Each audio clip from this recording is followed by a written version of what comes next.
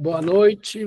Mais uma reunião do Decifrando o Novo Testamento com a Visão Espírita. Meu nome é André Andriolo. Hoje é 25 de março de 2025. Essa é a nossa 7ª reunião. Fala dos primeiros discípulos e das bodas de Caná.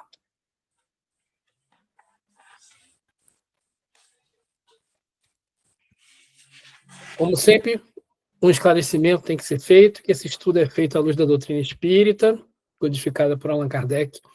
Não tenho nenhuma intenção de estabelecer controvérsia teológica ou interpretativa com outras religiões. Eu estou usando essas Bíblias aqui como referência. Hoje, todo texto que eu coloco é o texto da Bíblia de Jerusalém.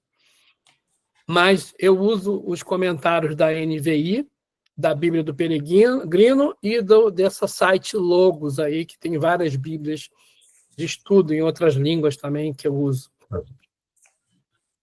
Como fontes espíritas, eu uso as obras básicas. Eu uso bastante Emmanuel, que tem aquela série de comentários sobre o Evangelho, as apostilas do estudo aprofundado da doutrina espírita. Hoje eu vou usar muito a número 1. O Evangelho Redivivo, as apostilas, e o livro Sabedoria do Evangelho, do Pastorino. Também uso o dicionário bíblico, manuais bíblicos protestantes e comentários bíblicos em geral, que volta e meia eu vou descobrindo e vou colocando algum comentário aqui, tá? Hoje nós vamos começar a falar do início do Ministério Público de Jesus e vamos começar falando primeiro que é a diferença entre discípulo e apóstolo. Vamos falar dos primeiros discípulos, vamos falar das bodas de Caná. Então, a primeira diferença, entre discípulo e apóstolo, eu peguei isso aqui lá no dicionário bíblico. Então, o discípulo é um aluno, é um aprendiz. Jesus fala lá em Lucas, capítulo 10, versículo 1 a 24, dos 72. Mas a gente sabe que existiam outros, né? Mas eram 72 discípulos que ele manda, depois lembra que ele manda aí em duplas pelas cidades, pregando, não sei o quê. Então, essa notícia nós temos 72. Apóstolos mesmo, que eram os enviados, os embaixadores, que eram os escolhidos entre os discípulos, eram 12. E o interessante é que os apóstolos passaram por um processo, né? Esse processo era assim: chamada, a educação e a missão. Então, assim, Jesus chega, primeiro ato do ministério de Jesus foi fazer a chamada dos discípulos, né? Os primeiros atos, né? Ele chega assim e chama. É como ele passa a falar em pescadores de homens, né? Quando ele chama Simão, André, Tiago e João para sua companhia, a fim de fazer deles pescadores de homens. Isso está lá em Marcos, capítulo 1, versículo 16 a 20. E aí o dicionário fala assim: Jesus tinha uma estranha autoridade, né, na maneira de chamar. A gente sabe que essas pessoas, né, foram chamadas, já tinham a missão espiritual, né, de ajudar o messianato de Jesus. Então, ele já, imediatamente, Jesus chama, está na hora, é como se ligasse um botãozinho, a pessoa vai. E se lembra e vai. Por isso que dá essa impressão de que, dessa estranha autoridade que está aqui no dicionário bíblico. Educação é instrução, né? O treinamento. Né? Então, na primeira parte dos evangelhos, tem esse treinamento que Jesus faz com os seus discípulos. Né? Ele dá instrução. E depois, no final, ele aplica a missão temporária. Aquela missão dos 72 era uma missão também temporária que os discípulos também fizeram, mas os discípulos tinham missões. Eles saíam para cumprir missões. Tá? Então, esses aí eram os apóstolos e os discípulos. Então, nós vamos falar principalmente dos 12 apóstolos, que eram os discípulos mais próximos, né? E aí a gente vai começar a falar dos primeiros discípulos. Esse texto dos primeiros discípulos está em João e está em Marcos. Em Marcos ou Mateus? Está em João e Marcos. Então, eu vou começar pelo texto de João. No dia seguinte, João se achava lá de novo Aí esse texto de João, né, ele continua o batismo de Jesus. Termina o batismo, logo depois do batismo de Jesus tem essa o dia seguinte, esse episódio aí. No dia seguinte, João se achava lá de novo com 2 de seus discípulos. Quer dizer, depois do batismo, João Batista estava lá com seus discípulos. Ao ver Jesus que passava, ele disse: Eis o Cordeiro de Deus. 2 discípulos ouviram-no falar e seguiram Jesus. Jesus voltou-se e, vendo que eles estavam o seguindo, lhes disse: O que estás procurando? Disseram: Rabi, que traduzindo significa mestre. Onde moras? Né? Então, é mais ou menos isso aqui, né? Essa figura interessante, isso está em Mateus, está em Marcos e está em João, essa mesma passagem. E aí é o João Batista, que está ali em pé, segurando o cajado, conversando com os 2 discípulos, e Jesus chega. E aí ele fala: eis o Cordeiro de Deus. E ouvindo essas palavras, os 2 imediatamente começaram a seguir Jesus. Aí Jesus continua: Vinde e vede. Então eles foram e viram onde ele morava. E permaneceram com ele aquele dia. Era a hora 10ª aproximadamente. André, o irmão de Simão Pedro, era um dos 2 que ouviam as palavras de João Batista e seguiram Jesus. As Bíblias todas, elas entendem que só identificam André, mas o segundo seria João Evangelista. Mas o próprio João não diz que era ele. Já em Marcos fala, mas aqui nesse texto não cita literalmente, mas combinando todos os evangelhos, chegou-se à conclusão que esse segundo discípulo que veio logo de cara era João e André, irmão de Simão Pedro. E aí André encontrou primeiramente Simão e lhe disse: Encontramos o Messias, que quer dizer o Cristo. E ele o conduziu a Jesus. Levou Simão até Jesus. Fitando, disse-lhe Jesus: Tu és Simão, filho de João. Chamar-te-á Cefas, que quer dizer pedra. Ou Pedro, né? Chamar-te-á Pedro. No dia seguinte, Jesus resolveu partir para Galiléia e encontrou Filipe. Jesus lhe disse: Segue-me. Filipe era de Betsaida, cidade de André e de Pedro.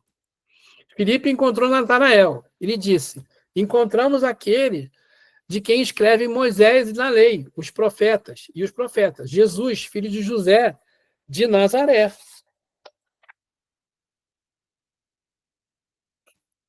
Aí perguntou Natanael: De Nazaré pode vir alguma coisa de bom?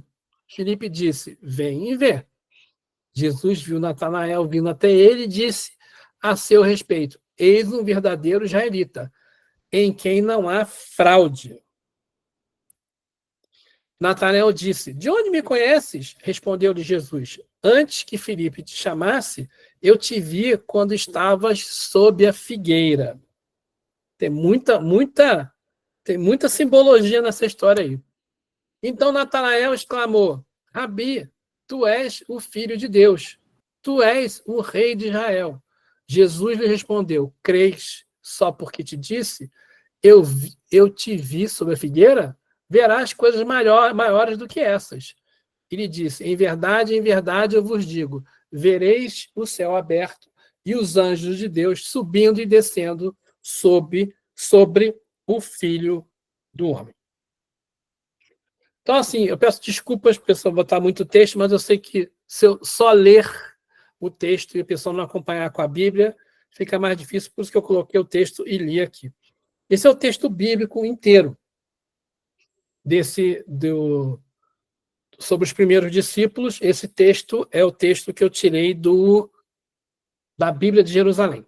Eu também vou botar o texto que está lá em Mateus, para a gente comparar um pouquinho.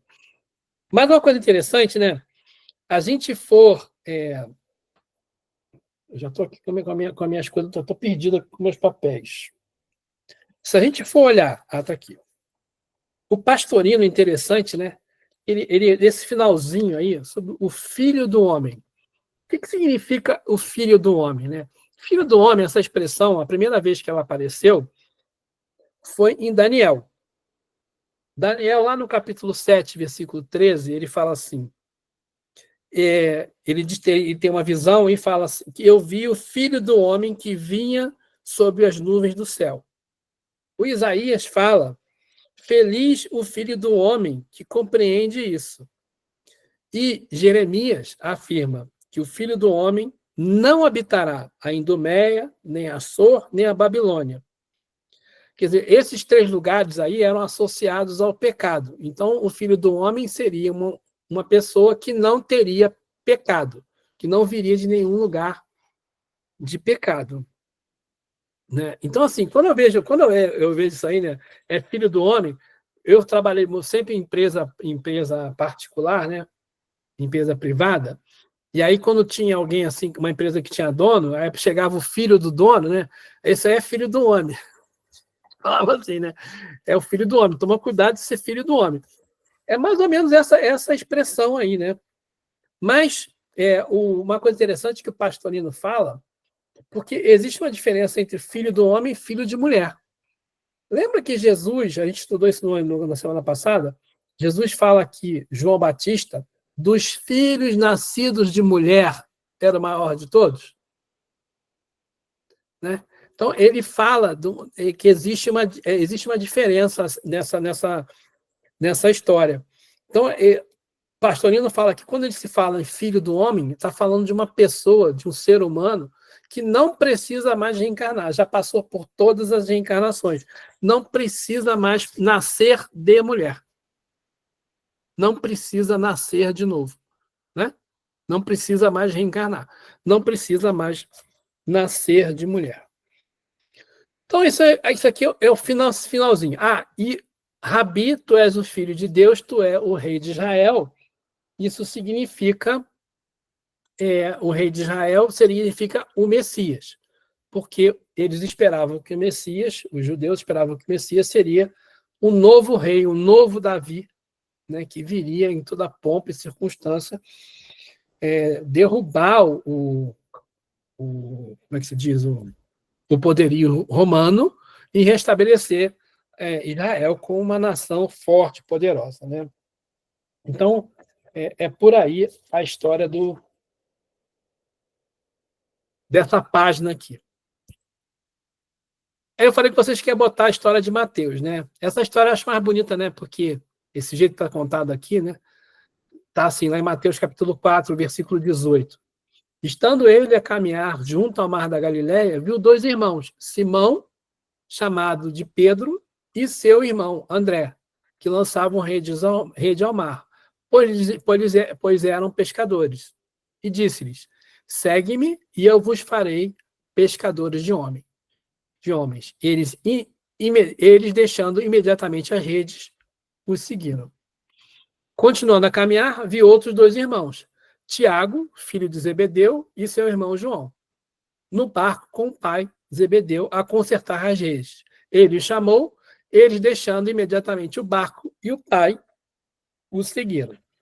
Então, esse é o texto ali de Mateus, que é um texto diferente, um pouco diferente do texto de João. O João tem uma visão mais, fala assim, transcendental da coisa, né? da história toda. Né? Então,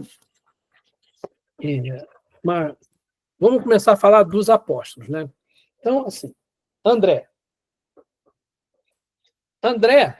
se vocês sabem, o André significa virilidade, homem, varonil.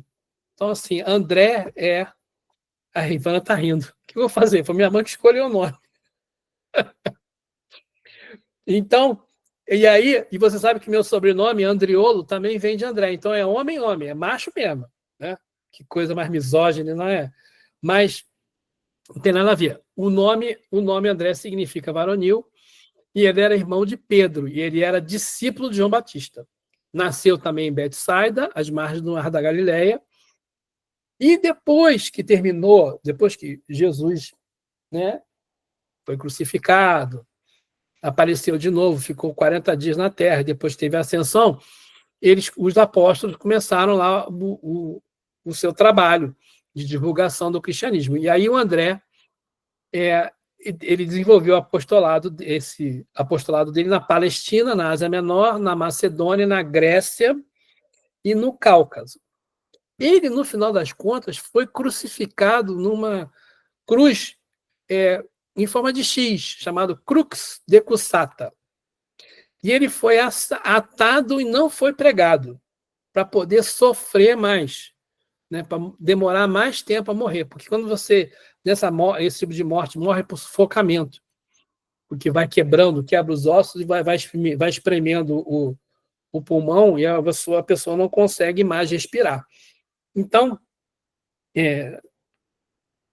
dando um spoiler, todos os apóstolos, com exceção de João, tiveram morte violenta, né? Então, esse teve uma morte também bem violenta. Santo André, essa foto aí é um afresco que está lá em Roma, na igreja Santa Andrea della Valle, né? É um afresco que está lá. O Natanael, ou Bartolomeu, que João chama de Natanael e o resto chama de Bartolomeu. Então, Bartolomeu quer dizer filho de Ptolomeu. Então, Ptolomeu, Bartolomeu. Presume-se, então, os exegetas assumem que ele se chamasse Natanael Bartolomeu.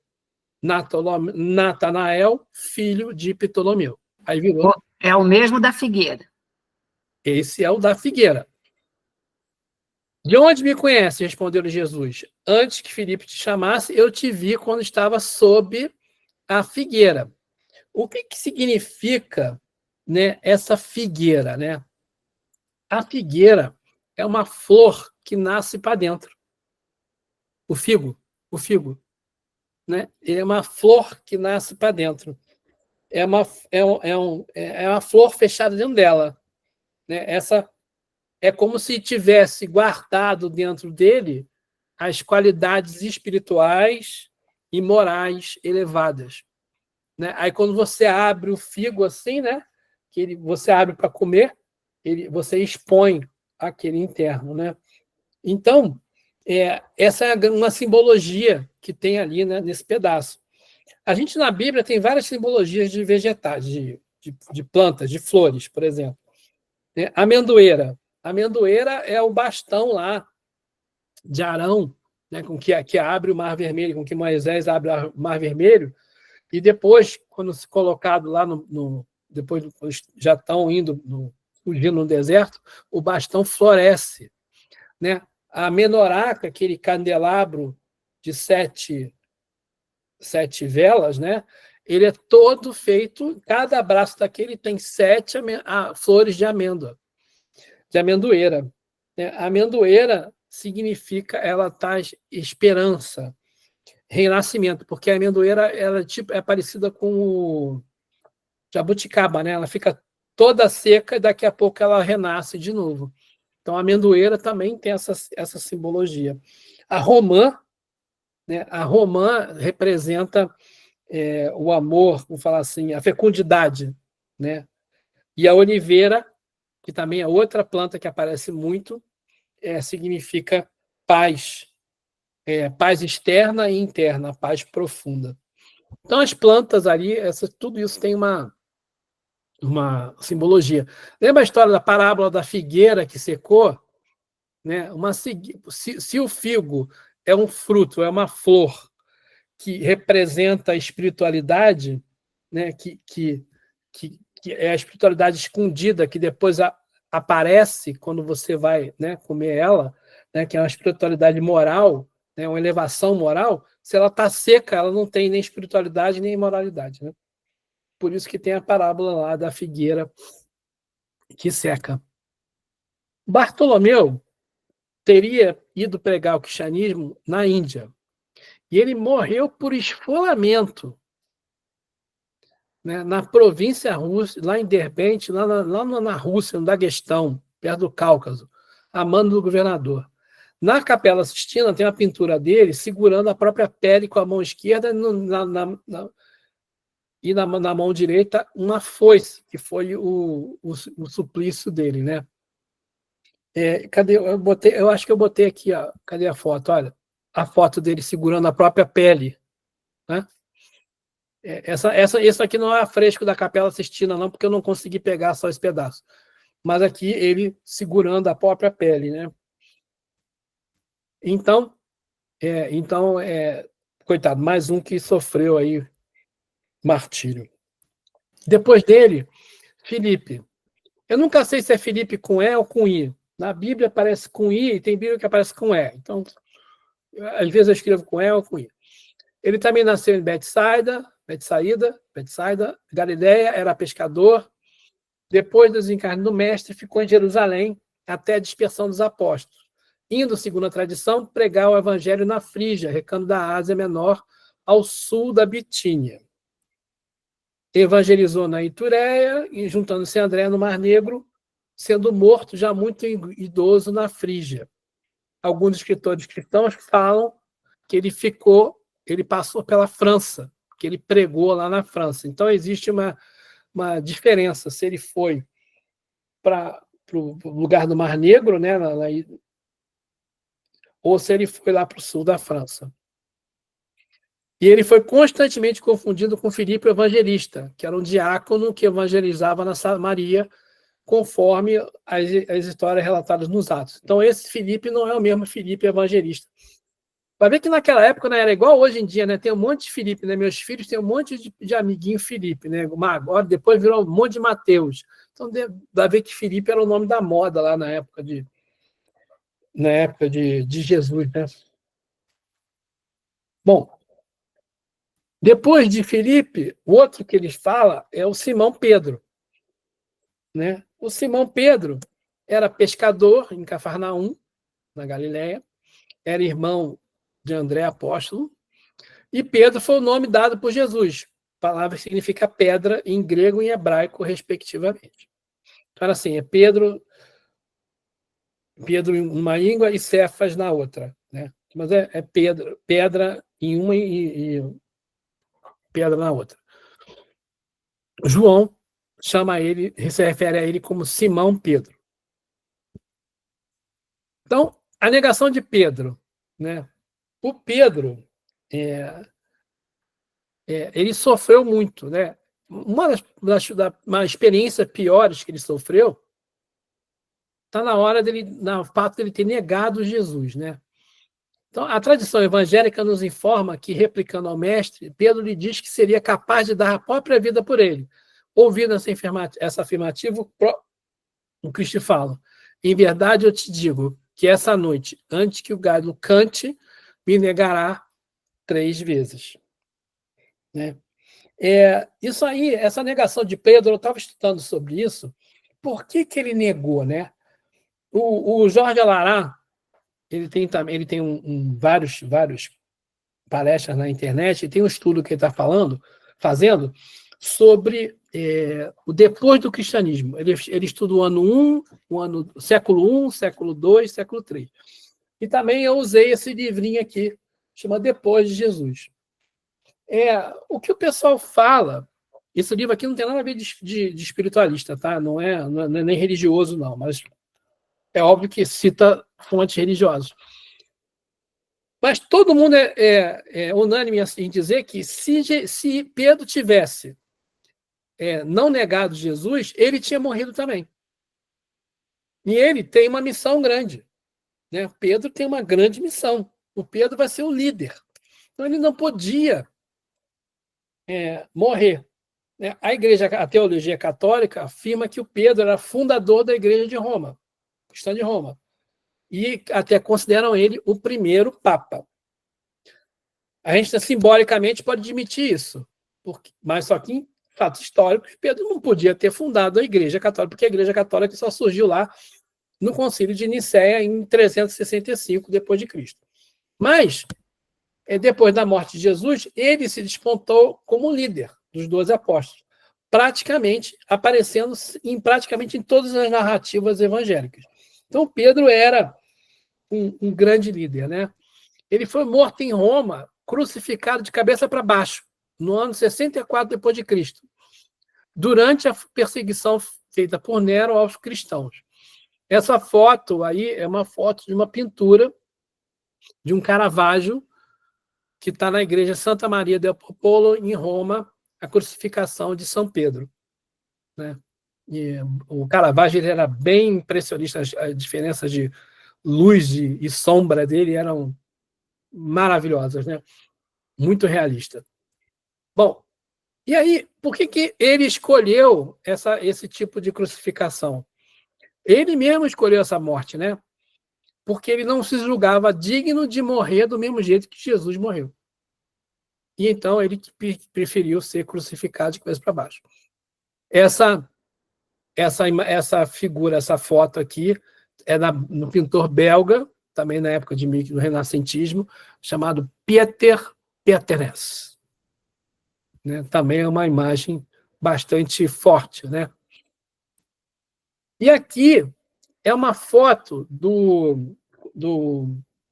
das catacumbas, não sei se é catacumba, né? Da parte embaixo da capela da Basílica de São Pedro, né? Embaixo estaria o túmulo de Pedro. Então, isso é uma foto que o túmulo dele está lá embaixo da Catedral de São Pedro.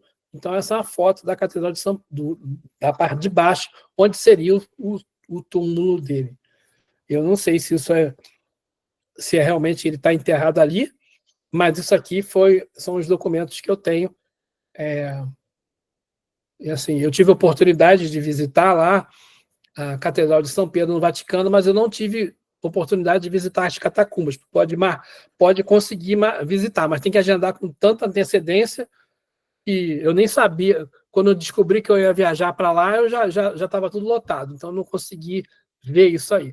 Mas essas são fotos que circulam por aí dessa catacumba aí, onde fica o túmulo.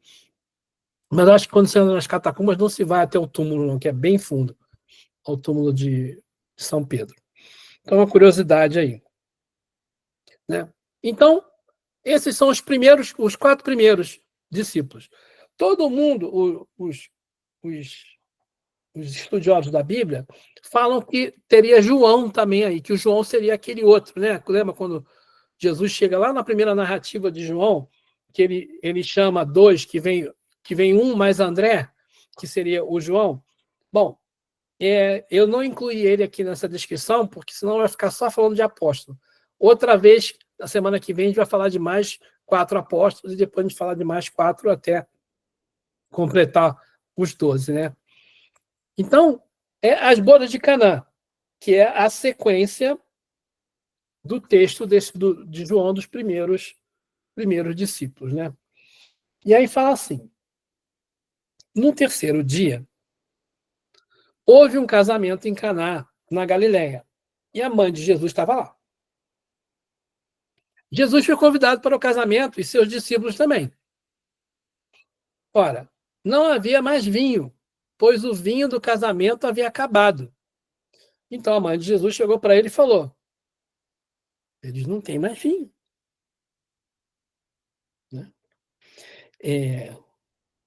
Então, essa também é uma pintura, As Bodas de Caná, de Paolo Veronese, está lá no Museu do Louvre.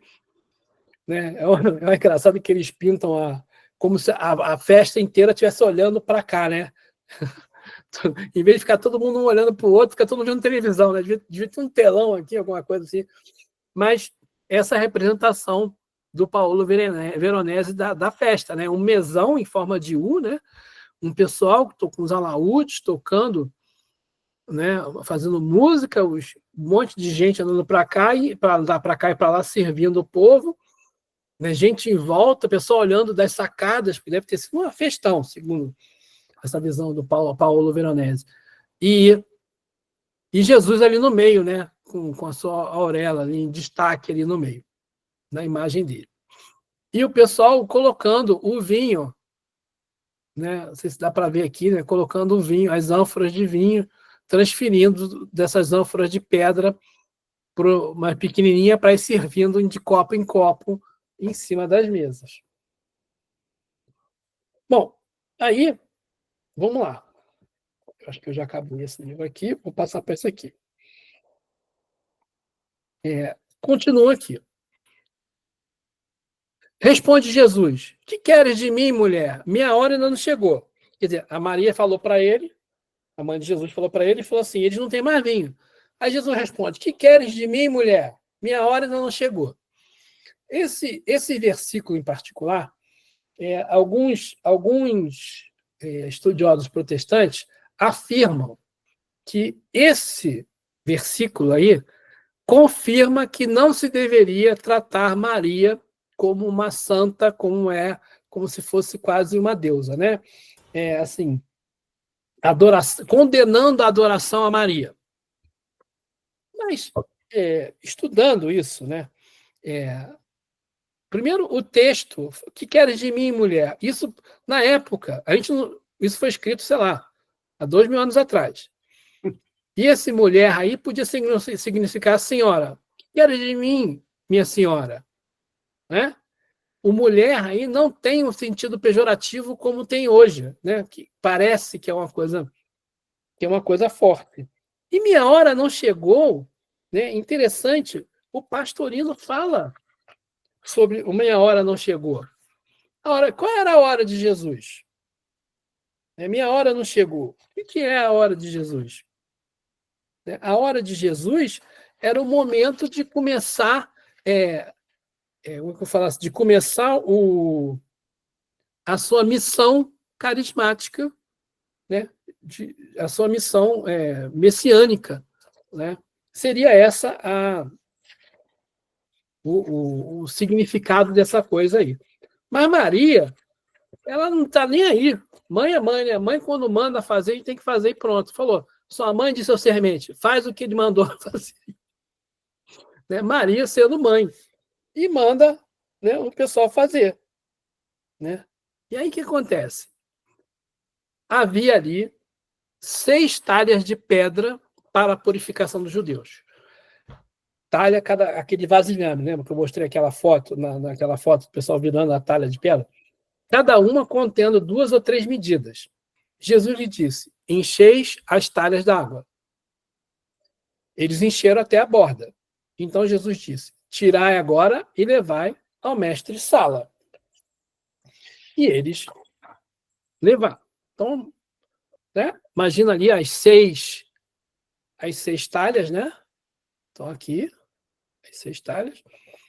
Encheram d'água e Jesus foi lá e depois falou, leva isso lá para o mestre de cerimônia, não sei como é que mestre-sala, né? O mestre-sala provou a água transformada em vinho. Ele não sabia de onde vinha. Ele bebeu o vinho, né?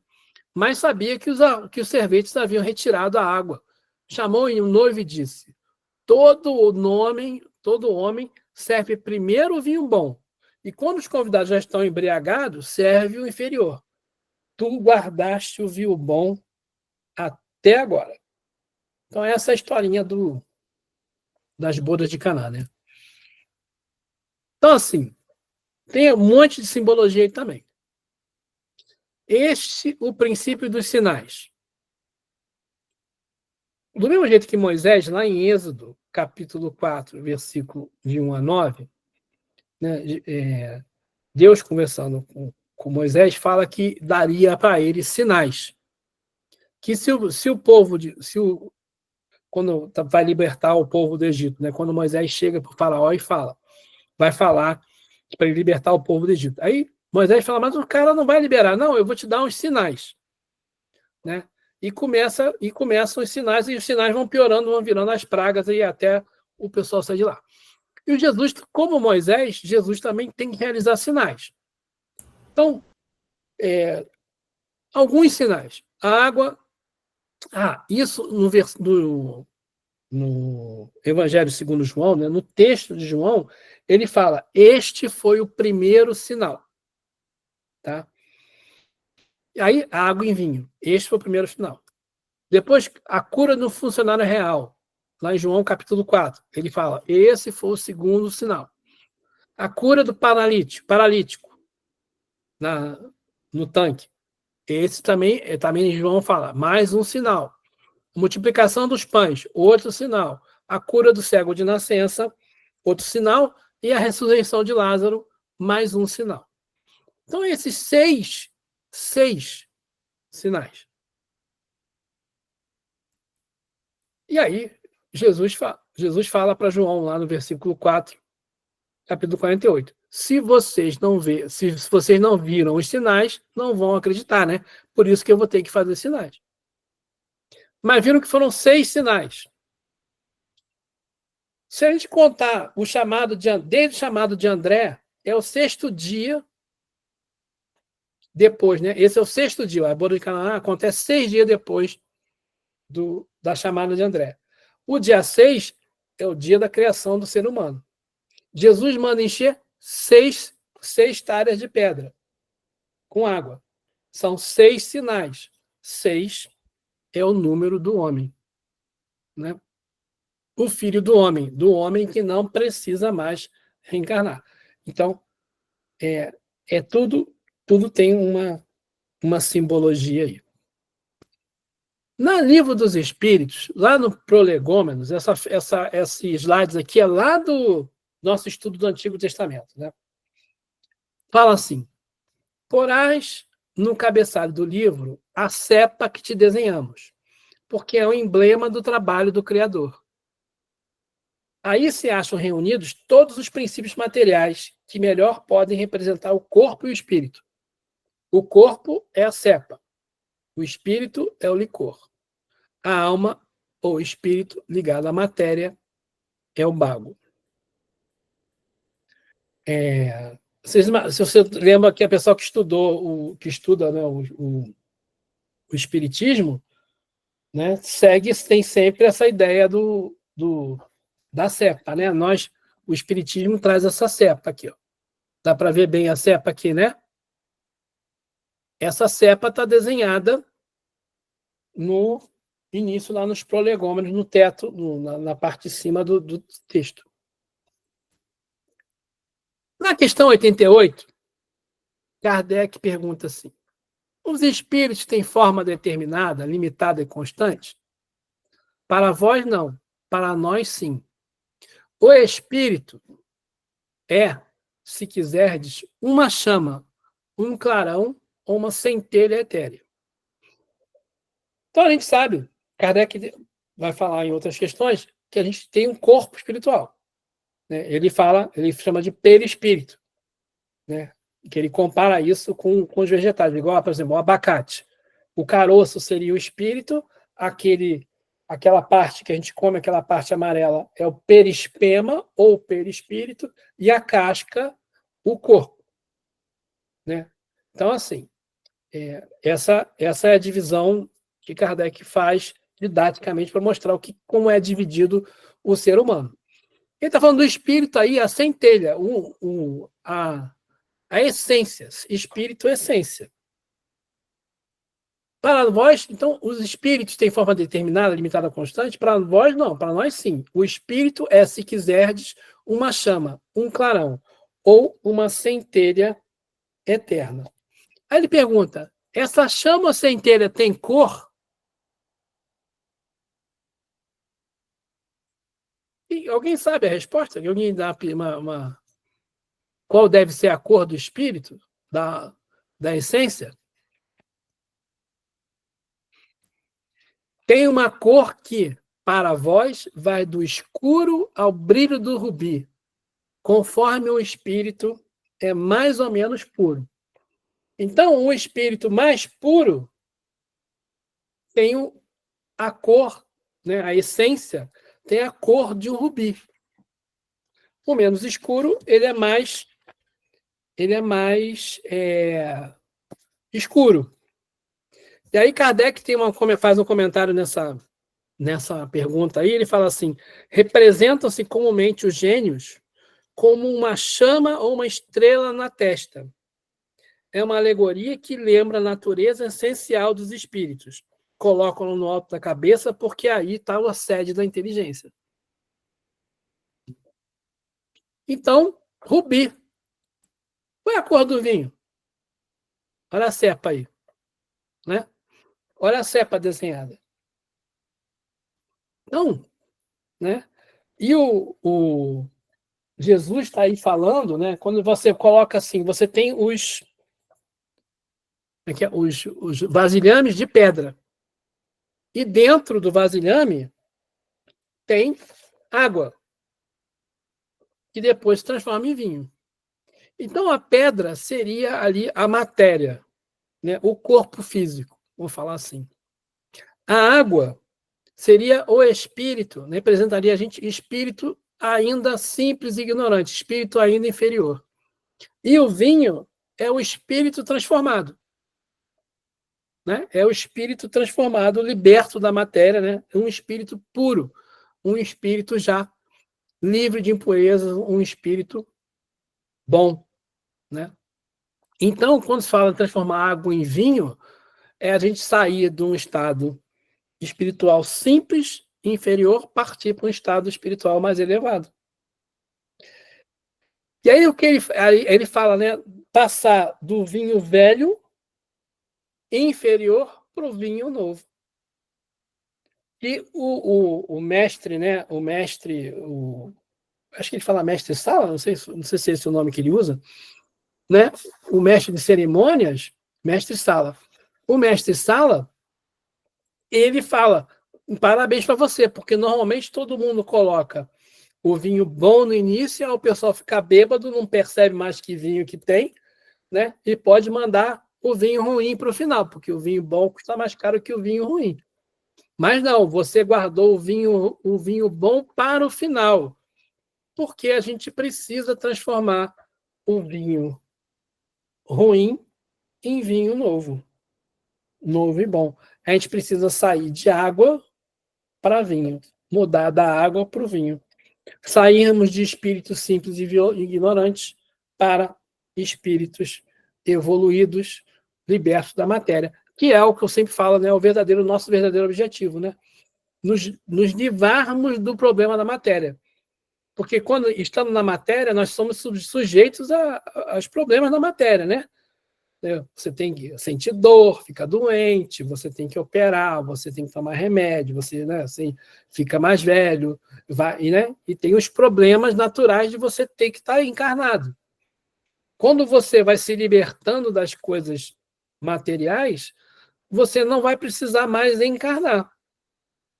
E aí a gente vai ser um espírito, um vinho bom, né? Um vinho novo, um vinho que tem autoconhecimento espiritual, né?